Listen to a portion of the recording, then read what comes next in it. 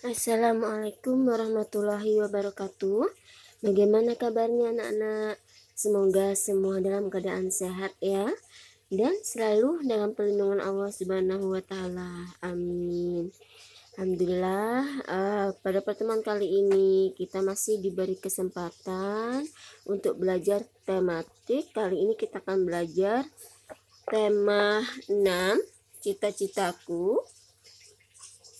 Subtema 3, giat berusaha meraih cita-cita. Pembelajaran 5 dan 6 ya. Untuk itu silakan kalian keluarkan buku paket tematiknya. Kalian buka halaman 104 ya. Di situ ada pembelajaran 5. Tujuan pembelajarannya yaitu yang pertama, mendeklamasikan puisi dengan lafal, intonasi, dan ekspresi yang tepat. Itu muatan bahasa Indonesia. Yang kedua, membuat montase dan membuat karya seni, aplikasi dengan teknik yang tepat, SPDP. Yang ketiga, mengemukakan manfaat keragaman karakteristik individu dalam kehidupan sehari-hari. Itu muatan PPKN ya. Untuk muatan bahasa Indonesia, untuk mendeklamasikan puisi karya pribadi, langkah-langkah atau apa itu mendeklamasikan, intonasi, lafal, ekspresi sudah Bu Lita jelaskan di pertemuan sebelumnya ya. Ini Bu Lita hanya memberikan keterangan singkat saja. Jadi salah satu langkah dalam mendeklamasikan puisi yaitu memahami puisi ya. Dalam memahami puisi itu dapat dilakukan dengan cara apa saja? Dengan cara membaca puisi dengan seksama dan memaknai setiap lirik dan bait puisi ya. Dengan kita mengetahui makna puisinya atau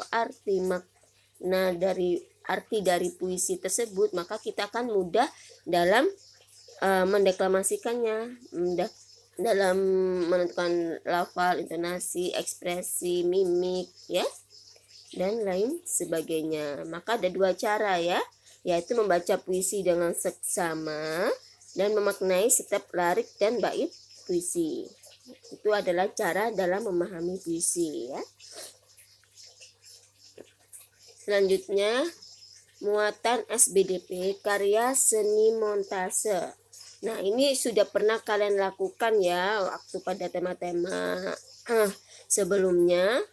Nah, karya seni montase Bu Lita ulangi kembali, yaitu suatu karya seni rupa yang dibuat dari beberapa gambar berbeda yang ditempel pada satu lembar kertas atau bidang lain sehingga menciptakan sebuah gambar baru dengan tema yang diinginkan.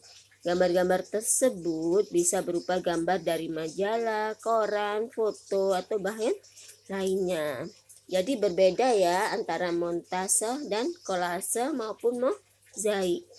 Kalau montase itu karya seni yang berupa beberapa gambar yang berbeda kemudian ditempel dalam suatu objek, dan dalam menempel pada suatu objek ini ya harus istilahnya harus nyambung ya. Misalkan temanya tentang kebun binatang ya, tentang binatang atau dikasih onan gitu ya. Jadi tidak hanya sekedar menempel saja, tetapi juga harus ada istilahnya ada temanya ya. Selanjutnya, manfaat keragaman karakteristik individu dalam kehidupan sehari-hari. Ini muatan PPKN KD 3.3 dan 4.3. Nah, sangat penting bagi kita untuk menghargai sesama tanpa melihat status sosial, ekonomi, suku bangsa, agama, dan kondisi fisik. Ya, itu sangat penting. Kita harus menghargai sesama manusia. Nah, sungguh tidak adil apabila kita tidak mau berteman dengan seseorang hanya karena perbedaan tersebut, karena hanya perbedaan agama, perbedaan suku, perbedaan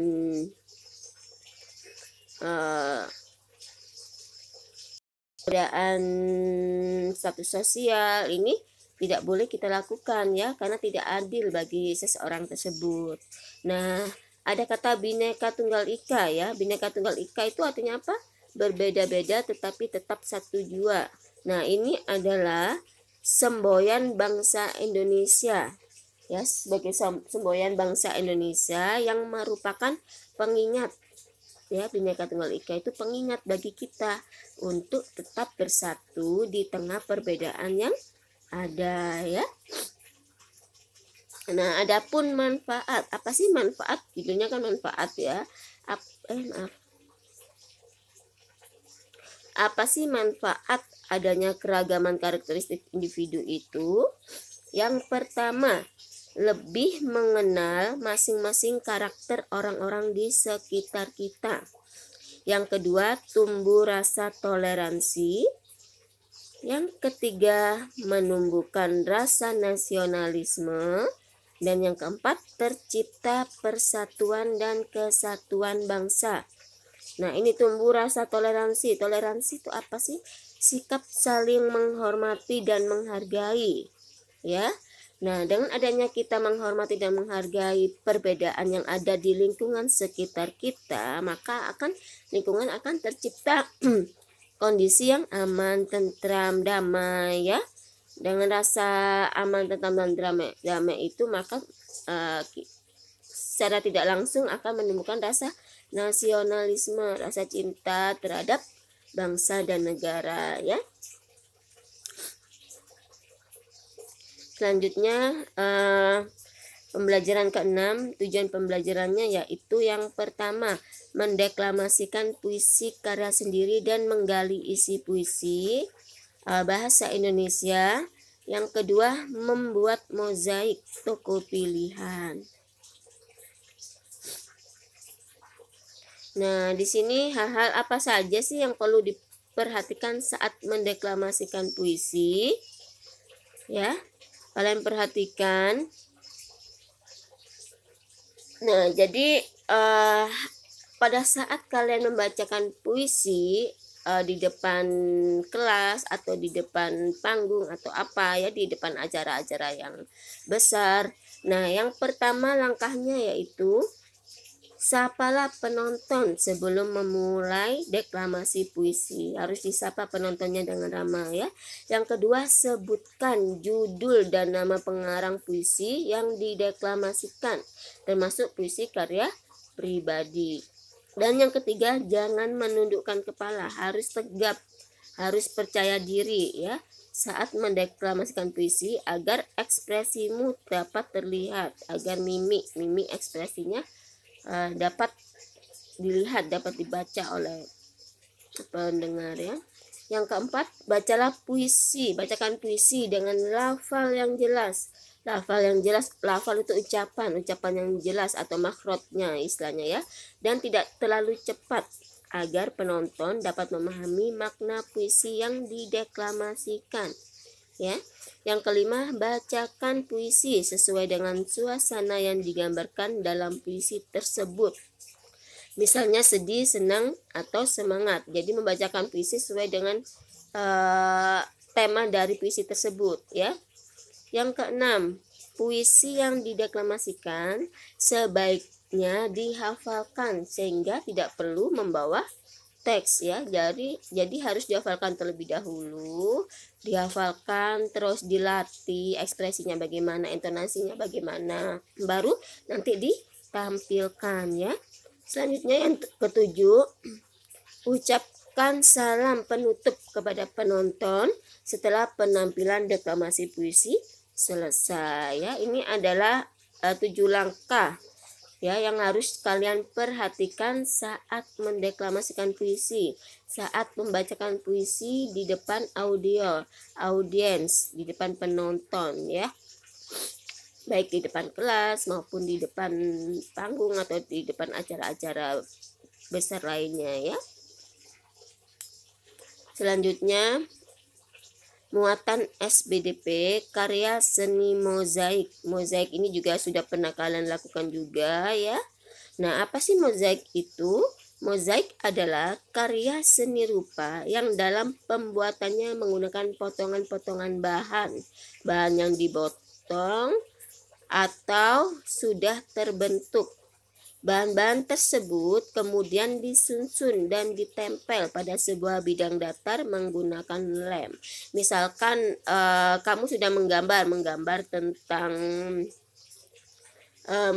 tentang bola. Nah, dalam karya seni mozaik, maka kamu memotong-motong bahannya apa, misalkan kertas origami, kamu potong kecil-kecil kertas origaminya sesuai warna yang kamu inginkan, dipotong kecil-kecil kemudian ditempel pada gambar bola tersebut, ya. Itu namanya mozaik, menyusun potong-potongan gambar, atau bisa dengan biji-bijian, ya. Bahan-bahan dari karya seni mozaik itu bisa dari biji-bijian disusun, ya, terus bisa dari kulit telur diremes-remes dulu, dikecil-kecilin, pecahan keramik, potongan kayu, dan potongan kertas, ya. Ini cukup sekian penjelasan dari Bu Lita. Alhamdulillah tema 4F atau tema 6 sudah habis atau sudah selesai. Maka insya Allah hari Senin kita akan penilaian harian, ya. Nanti Bu Lita kasih kisi-kisinya, Bu Lita umumkan di grup. Insya Allah hari Jumat saja, ya. Hari Jumat setelah pembelajaran selesai semua, biar tidak tenggelam, ya. Mungkin apabila ada yang ditanyakan, apabila ada yang kurang jelas, silakan bertanya. Nanti kegiatan atau tugas kalian pada hari Rabu ini yaitu membantu orang tua, ya, membantu orang tua saja, dan membuat hiasan dinding dengan karya seni mozaik, atau boleh dengan cara menggambar saja, atau boleh dengan karya seni mozaik. Halaman 113, ya. Nah, cukup sekian penjelasan dari Bu Lita. Kurang lebihnya Bu Lita mohon maaf. Jazakumullah khairan katsir wa barakallahu fikum. Wassalamualaikum warahmatullahi wabarakatuh.